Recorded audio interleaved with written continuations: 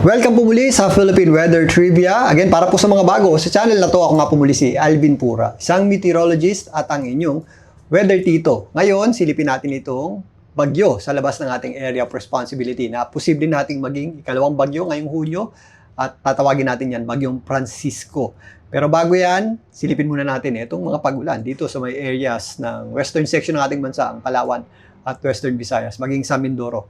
Ito po ay hindi pa yung ating binabantayang bagyo sa labas ng ating PAR.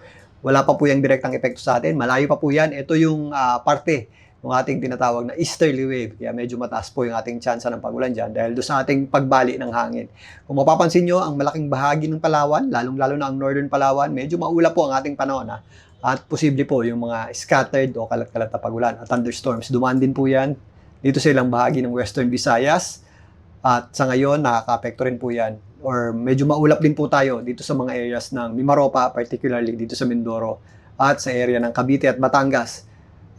Possible din po dyan yung mga kalat-kalat nating may hinang pagulan. Pero pag may thunderstorms tayo, may kalakasan din po yung ating mga pagulan. Sa mga areas naman ng natitirang bahagi nga ng Visayas at Mindanao, kung mapapansin nyo, relatively maliwalas naman yung ating panahon. Maliban lang sa mga possible na afternoon showers at thunderstorms. So sa hapon, nagiging mataas po yung ating tsansa ng pagulan at kung minsan nga meron tayong mga pagulan at thunderstorms. Ganun din po ang ating panahon sa natitirang bahagi ng Central Luzon, including Metro Manila. Mataas din po ang ating araw dito sa northern part ng Luzon. Pero maya-mayang hapon, magiging maulap na po yung panahon natin dyan. At yung mga kabundukan dito sa Cordillera, particularly yung nakaharap sa kanlurang bahagi ng ating bansa is possible pong makaranas ng mga pag-ulan pa rin at thunderstorms. Wala pa po yang o hindi pa po yan epekto nitong ating binabantayang bagyo. Easterlies po ang weather system na nakaka-apekto sa ating bansa ngayon. Napakalayo pa ng ating binabantayang posibleng maging Francisco. Silipin naman natin yan. So narito na po yung bagyo sa labas ng ating area of responsibility. Kanina po yang umaga, itinaas ng Pag-asa sa tropical depression category, yung low pressure area na nasa labas ng ating PAR. Kanina po yung umaga, in-upgrade ng Pag-asa into a bagyo.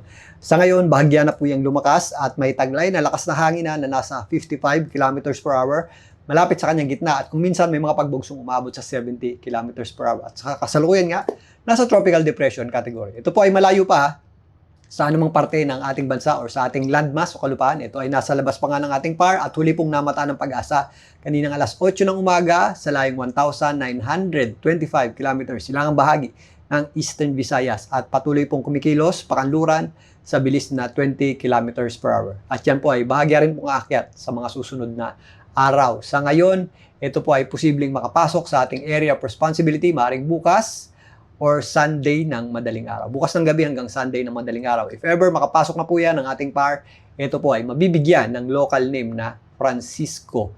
At yan po ang maaaring pangalawang bagyo natin ngayong taon. Ngayon, silipin natin ang official forecast track ng Pag-asa para dito sa posible nating tawaging bagyong Francisco. So narito po ang pagtaya ng Pag-asa para sa ikikilos nitong bagyong tatawagin nating Francisco. Sa ngayon nga, ito ay unti-unti pong lumalakas habang binabaybay itong East Philippine Sea o patungo dito sa may East Philippine Sea. Ito pong bagyong tatawagin nating Francisco ay possible pong umabot sa tropical storm category hanggang maging severe tropical storm bago pa man makapasok sa loob ng ating area of responsibility or after pong makapasok sa ating area of responsibility. Maaaring nga yang bukas ng gabi hanggang linggo ng madaling araw. By that time, ito po ay mabibigyan na natin ng local name na Francisco at habang binabaybay po niyan, ito pong East Philippine Sea, inaasahan pa natin yung lumakas o tuluyang lumakas at umabot pa sa hanggang typhoon category. Sa ngayon nga, pakanluran ang direksyon niyan pero possible pa po yung mag-northwestward o umakyat pa ng bahagya. Sa ngayon,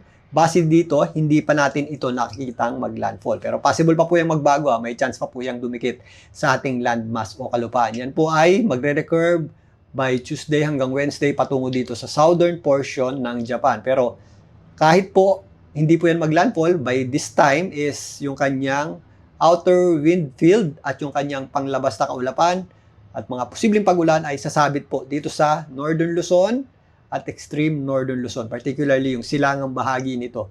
Yan po yung inflow ng ating hangin na associated dito sa bagyong posibleng tawagin natin Francisco. So maaari po yung magkaroon ng direct effect sa ating bansa pero hindi pa yung pinaka-center niyan or pinaka-malalakas na hangin niyan. If ever dumikit pa po yan ng malapit dito sa area ng Batanes, yan, maaari po nating madagdagan pa yung epekto nito. Pero sa ngayon, recurve po pataas yung ating pagtaya dito. Pero, again, maliban dyan, if nandito na po yan sa mga areas ng East Philippine Sea, sa eastern section ng Central Luzon, by Sunday, as early as Sunday hanggang Monday, mag-i-start na pong bumalik yung ating habagat o southwest monsoon. Sa ngayon, tayo ay nasa monsoon break pa. Yung easterlies lang po ang weather system natin. Ibig sabihin po niyan, mahina pa yung ating habagat. Nandyan pa lang yan sa may areas ng China, sa may West Philippine Sea. Nandyan pa lang po yung epekto niyan. Pero pagtawid po o paglapit nitong bagyong tatawagin nating Francisco is magre-return o babalik yung ating habagat o southwest monsoon. Magsisimula po yan dito sa southern portion ng ating bansa, dito sa western section ng Mindanao, ang Zamboanga Peninsula, as early as Sunday hanggang Monday. Kasama po dyan ang Western Visayas, Mimaropa area. So, madadagdagan po yung ating tsansa ng pag-ulan dyan. Possible po yung ating mga kalat-kalat na pag-ulan. Dito po sa western section ng southern portion, kanlurang bahagi at ibabang bahagi ng ating bansa. Particularly, western section ng Mindanao at Visayas at Mimaropa by as early as Sunday hanggang Monday.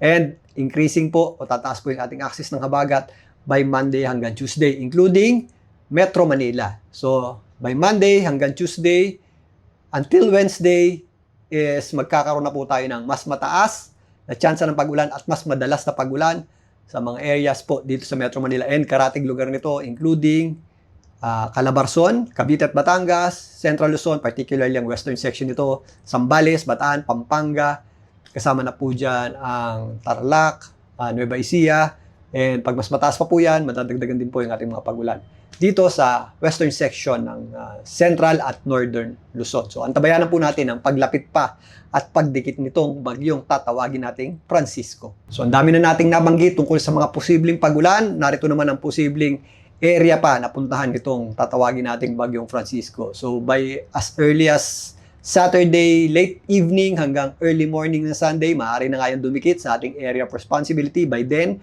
wala pa po yung direktang epekto sa ating bansa. Pero kung mapapansin nyo, ang lawak pa nung kanyang area o yung SWAT nung kanyang posibleng puntahan.